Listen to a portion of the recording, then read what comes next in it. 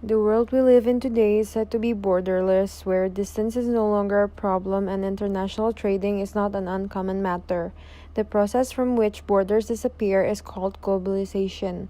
And although a borderless world could have a positive impact, negative impacts can arise from this as well. Literally everything happening around us is possible due to globalization, even the integration of pop music culture. General advantages includes increase in economy due to tradings and investments, advancement in technology such as Nintendo, and cultural impacts such as foreigners knowing that traditional food of Japan is probably sushi. Taking Japan and Australia as an example, globalization is said to impact Australia in multiple ways, but mostly related to economic diplomacy. Within this economic diplomacy includes several agreements such as JPA, which stands for Japan-Australia Economic Partnership Agreement, which increases economic growth through the ability to trade and invest between countries. In this case, Japan benefits from enjoying Australian food products with a lower price, and Australia benefits from enjoying Japan's livestock to feed animals. In addition to that is also the acquisition and cross-servicing agreement where Australia and Japan cooperate for peacekeeping missions. Australia-Japan resources and energy relationship allows Australia to become its biggest supplier of energy and minerals, where Japan invests large amount, crucial to the development of Australia's coal and ore exports. Japan is on top of their game when it comes to research and innovation. Research shows that when researchers from Australia and Japan collaborate, both produces good quality results. Similarly could be said about Japan and other countries where globalization allows both countries to trade and mutually benefit from one another. There are negative impacts caused by globalization in terms of its economy. Due to high demands, they don't have the resources to produce the goods necessary to fulfill and satisfy the customers, and therefore countries now shifts to China. In addition to that, although advancement in technology can seem to be a good thing, in some cases people in Japan tend to become lazy. An example of this is when advanced technology for house goods such as an electronic vacuum machine that is automated, people tend to become less motivated to actually do the cleaning themselves. With cultural negative impact, this means that Japan can slowly lose its authenticity. Taking food for instance, when a Japanese restaurant opens in a foreign country, they might have to adjust its taste to the locals. Hence, the original taste of sushi is no longer there. So, would you consider Japan as a winner or loser when it comes to globalization? In my opinion, Japan can be considered as a winner as they've benefited economically in ways that they would not have been able to do without globalization. The positive impact is greater than the negative effect and therefore is considered as something worth sacrificing. In the post-war time period since 1960, Japan have experienced rapid economic growth, often referred to as the Japanese post-war economic miracle. Although Japan have had inadequate natural resources due to its location and size of population within such a small area, they have been able to gain a competitive advantage to most countries in the export of manufactured goods, including within the automotive industry. Japan is the third biggest car producer in the world and a home to the well-known Toyota, the single largest car manufacturer. There are two common measures of economic development when comparing countries. The first is the gross national income, or GNI, per head of the population.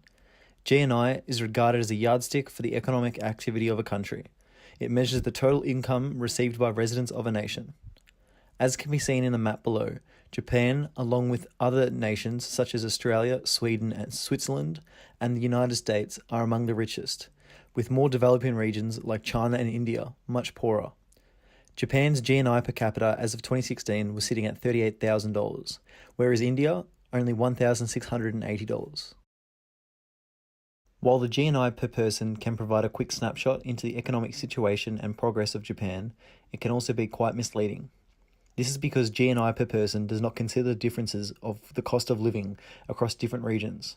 To explain the differences in the cost of living, the GNI is adjusted by the purchasing power of individuals. Referred to as the purchasing power parity adjustment, it allows a more direct comparison of living standards and a more accurate glimpse of the economy.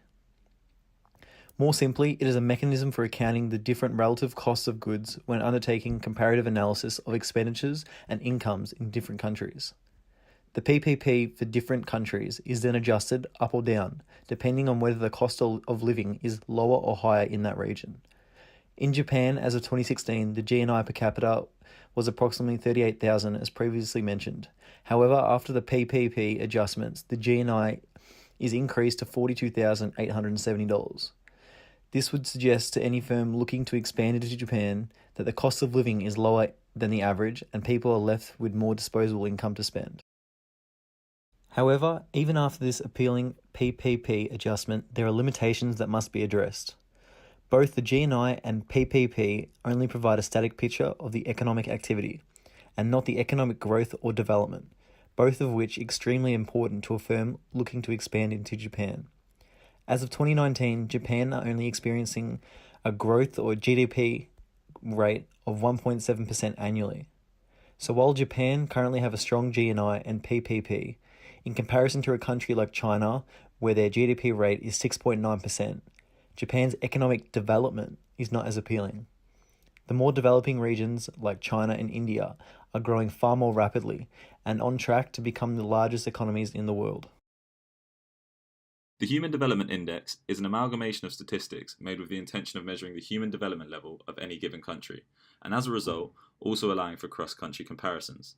The aim of HDI was to shift the focus away from national income accounting and more towards people-orientated regulations, specifically focusing on three equally weighted dimensions: life expectancy at birth, educational attainment, and whether average incomes are sufficient to meet the basic needs of life, otherwise known as standards of living. At the end of 2017, Japan received a HDI score of 0.909, which is substantially high in the world rankings, placing 19 out of 189 countries. This country has shown improvement in all three dimensions since the creation of the index in 1990, as shown by the graph here. As seen here, the main improvements in Japan over the past 2 decades has been through their education index and their life expectancy index, and so this, along with the problem of Japan's aging population, is what I'll be analysing going forward. Firstly, the education attainment dimension. This is measured using the education index, which combines the average adult years of schooling with expected average years of schooling for children. Japan achieved a score of 0.848, very respectable considering Australia has a score of 0.929. In 1990, when the HDI began, Japan had an education index of 0.691, and so the country has shown vast improvement in their learning sector. Two main reasons for this are more children attending school, increasing 7% in the last 25 years, and also what is called shadow education, which is the practice in Japan where children take part in educational activities outside of formal schooling, also known as juku and ronin. This shows that Japan will and do have a skilled workforce in the case of possible business expansion. Life expectancy is something that Japan excels in. The average life expectancy of a person in Japan is 83.9 years old, with only Hong Kong being able to match them. This highlights the advanced level of medicine that is present in the country, which leaves opportunities for good employee healthcare. Additionally, Japan implemented public health measures and universal insurance schemes, meaning that people from all social classes have access to healthcare, reducing illness-related employee absenteeism. Although the high life expectancy is morally a positive thing, it poses negative economic consequences in the future due to Japan's aging population. After the Second World War, life expectancy increased and their birth rate fell, leading to a change in proportion of older to younger people. Looking at figures from the UNDP, 4% of the population is under 5, and 27% of the population is over the age of 65, which is a drastic increase over the last 30 years. Firstly, this affects the labour force. In the future, it will severely weaken as not enough young people are being born and people are becoming too old to work. Older people also have greater health and long-term care needs than younger people, leading to increased expenditure. And lastly, older people have different goods and service preferences as they age, and so it could possibly hint at an unstable future economy. According to Hofstede theory, the psychological collective programming can be described as culture, which clarify one group from another. It means that every individual has their own way of thinking, and each countries have their own society program, and they represent various cultural members. We can conclude that individuals' value cannot be generalized and doesn't represent the reality. Furthermore, a country has to compare with another country in order to survive. As for the differences, there's like a brief definition for the differences for each country in the aspect of their racial groups. As Japan is still dominated by the Japanese itself, followed by Koreans, Chinese, and some from undetected countries. As for Australia, statistically, white is still dominating, followed by Asian and other undetected racial groups. As for second element, which is religion, some of the Japanese stated that they are not necessarily put their beliefs in God or gods. As for Australia, Christianity still dominates the society, but some Australians also claim that they are atheists but still manage to celebrate Christian events, such as Christmas or Easter respectfully. Additionally, Japanese has their own religion called Shinto, but as for comparison, the religion itself is not as near as Christianity, since those two religions have their perspective when it comes to seeing how the way world works. In terms of social ethics, Japan is still considerably polite, starting from doing small things, as for instance, they have this behavior of removing their shoes before entering the house. Additionally, when someone crossing the street and they are wearing a mask, it is most probably because they have certain illness that may cause disturbance or may influence others. So they are using it to prevent from the spreading of diseases to others who are passing by. As for the Australians, some people tend to not worry about causing conflict, especially when those who are walking in the street at night and heavily drunk, and sometimes it may disturb others who are passing by, and this action considered to be poor ethic. As for the similarities, there aren't specific similarities between both countries. Overall, both countries have been influencing each other since then, but according to the development of the era, it has been more dissimilar, as Japanese is still holding on to their very strong culture, and it also applies to Australia. First and foremost, the comparative advantages is recorded by David Ricardo in his book The Principle of Political Economic and Taxation in 1870. The book mentions Ricardo's idea that countries should focus on making their most efficient products and buy their less efficient products from other countries. That means buying from other countries makes them can produce more efficiently at home country. Ricardo also believed that the efficiency of resources utilization leads to the improvement of productivity. Trade is a positive sum game and the result of productivity difference. Second, the background of Japan. Japan is an island nation. That means the amount of land suitable for agriculture in Japan is not enough to produce enough food for Japan's large population. As a result, Japan imports most of its food from other countries. Japan lacks many of the raw materials needed for industry and in energy, such as oil, coal, iron ore, copper, aluminum, and wood. Japan must import most of those food. To pay for those imports, Japan must export a variety of manufactured goods to other countries. Japan's main exports include electronic and cars. Therefore, trade with other countries is very important to Japan. Third, the Expo of Japan. In 2018, Japan is the world's fourth richest country, since 738 billion worth of goods around the world. The amount reflects a 7% increase since 2017 and a 7% increase from 2014 to 2018. According to estimates by the Central Intelligence Agency World Factbook, Japanese export of goods and services accounts for 80% for total economic output or gross domestic product. The top 10 export products are vehicles, machinery, including computer, electrical machinery equipment, optical, technical, medical apparatus, iron strip, plastics, plastic article, organic chemicals, mineral fuels, including oil, ships, boats, gems, precious metals.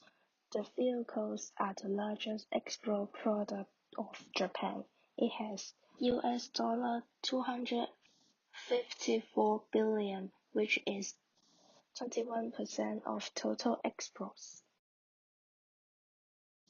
Finally, due to Japan produced vehicles are the most efficient industry, Japan should specialize in vehicle industry to produce it and buy goods from other countries, for example, good foods and raw material to show the comparative advantages of Japan. Overall, Japan should specialize in vehicle industry. Australia is an extremely wealthy country, with a vast amount of natural resources such as coal, iron ore, and uranium. Australia also has an abundance of space for agricultural practices, with Australian beef and cattle farmers producing 2.1 million tonnes of beef and veal each year. Farmers in Australia produce enough food for 60 million people annually. The GDP per capita as of June 2018 for Australia was $57,821, and in 2017, Australia was the 11th richest country in the world by GDP per capita. The total imports in Australia accrued to $395,400 million Australian dollars in 2017-18, with the top 5 imports retrospectively being personal travel expenses, passenger motor vehicles, refined petroleum, ships, boats and floating structures, and telecom equipment and parts. These total goods and services exports for Australia in 2017 and 18 totaled to $403,241 million Australian dollars, with the top 5 exports entailing iron ore and concentrates, coal, education-related travel services, natural gas, and personal travel services, excluding education. The top 10 trading partners of Australia are China, Japan, USA, Republic of Korea, India, New Zealand, Singapore, Thailand, and Germany. Within these countries, Australia imports the most from China, USA, South Korea, Japan, and Germany, respectively. And with exports, we export the most to China, Japan, South Korea, USA, and India. In regards to comparative advantage, these are the areas of trade Australia should continue to trade in, and comparatively are successful worldwide. Firstly, Australia should continue in its exporting of natural resources such as natural gas, coal, iron ore, aluminium, copper, and other concentrates, as especially with iron ore and uranium. Australia has 35 billion metric tonnes of iron ore reserves and 30% of all uranium known on Earth. In these two areas, Australia has the largest quantities of scarce resources in the world. Therefore, they should continue trading in quite resourceful and quite expensive commodities. Secondly, Australia produces world-renowned beef and wine. Due to the climate and the amount of arable farming area per square metre, it should continue to focus and investing in agriculture, especially as the food and wine industry continue to boom. Thirdly, Australia should focus on education-related travel and personal travel services, as it has established itself as a world leader in not only high-quality education services, but also a high-quality tourism industry.